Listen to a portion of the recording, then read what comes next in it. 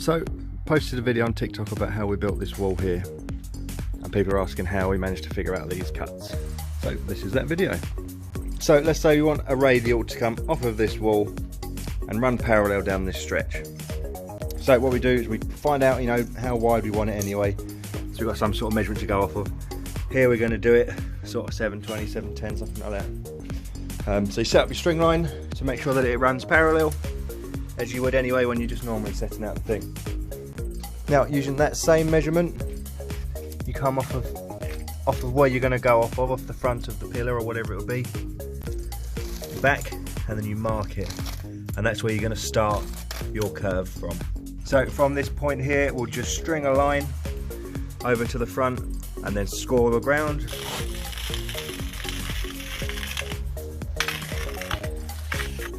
So now I'm going to dry bond the bricks through using that score in the ground as my guide for this radius. So got a stack of bricks set up. Let's start dry bonding this through.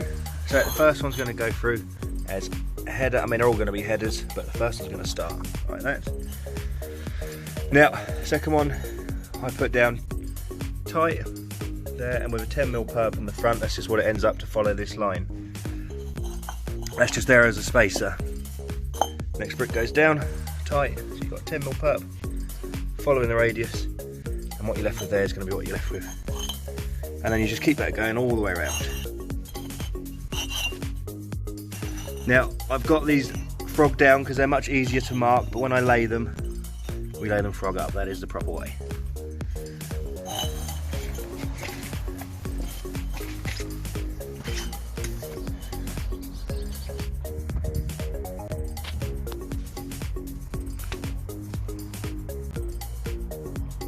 So the next step now is to take these spacers and lay them on top. You want to make sure you've still got 10mm perps.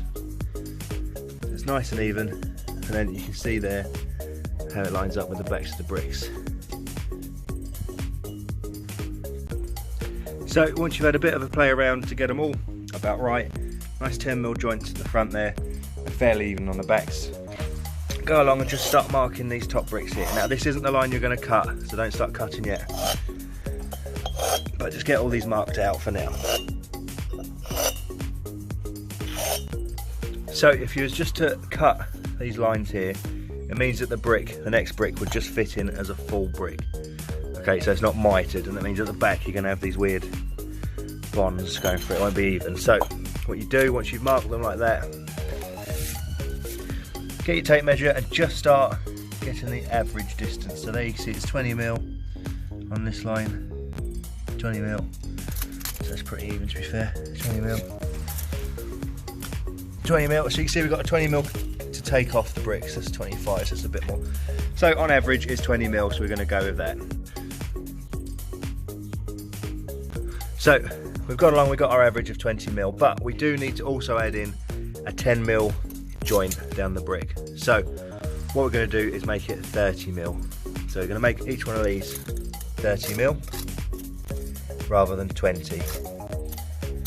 Next point is to find the half of that. So half of that is 15mm, and then you go around and you start marking 15mm on the ends of every single brick.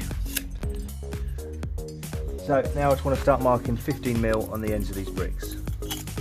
So just get that marked.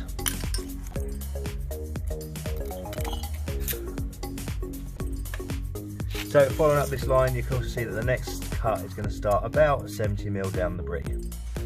So we come back, now roughly 70mm down the brick, just make a mark.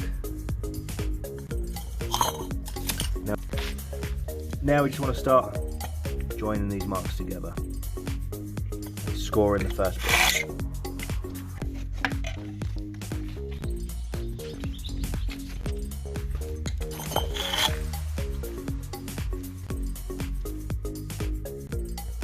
So then you want to mark it up with a T so everyone knows that's the template. Once you cut these off, you then use that as the guide for every other brick. Get them cut and get them laid. Let me show you what it looks like on the wall that we built.